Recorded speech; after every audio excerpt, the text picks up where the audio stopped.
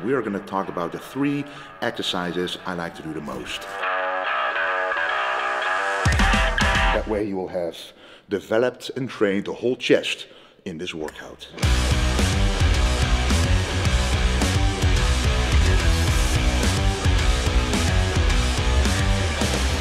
Yes guys, it is back. My top 3 movements for a muscle group, and this time we are treating the chest.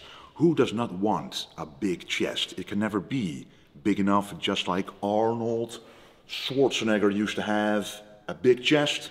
We're going to talk today about how I created my big chest, and we are going to talk about the 3 exercises I like to do the most. Starting with the pec deck, a fly movement, isolating the chest.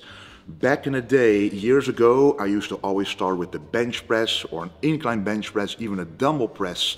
However, the stronger you get, the more weight you can push, the more stress will go to other muscles as well, such as the front delts, the triceps, or even the joints.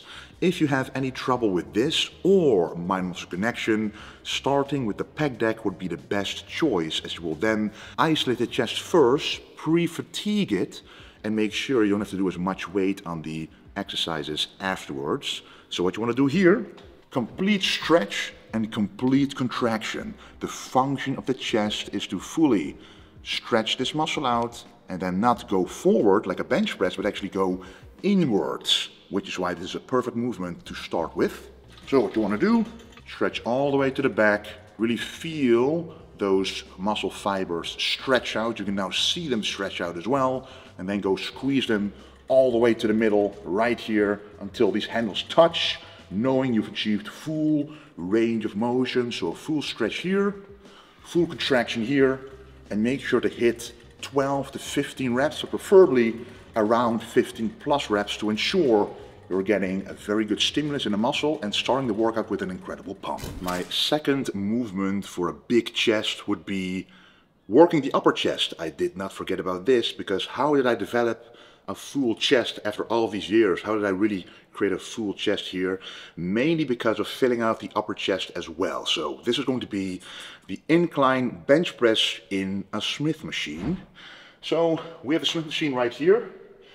This, first of all, saves you from having to use a spotter behind you. You can save yourself. You can go close to failure, which is what you need to do to create muscle growth, to stimulate the muscle enough to grow.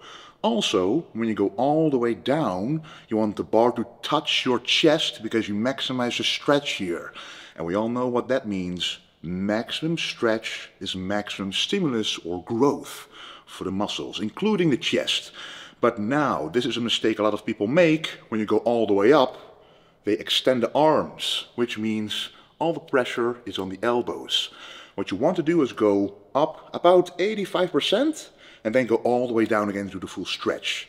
You don't have to go all the way up because you can't contract the chest that way anyway. We already moved the arms together with the pec deck. So on this one, focus on the stretch. And lastly, it's an incline bench press. So we want to use an incline. So the bench, you just pick a bench that you can change the incline of, and you use the slightest incline you can. So one setting above the flat setting. That is all you need to target the upper chest, but to keep the front delts out of it. And this is what really created a much fuller chest for me.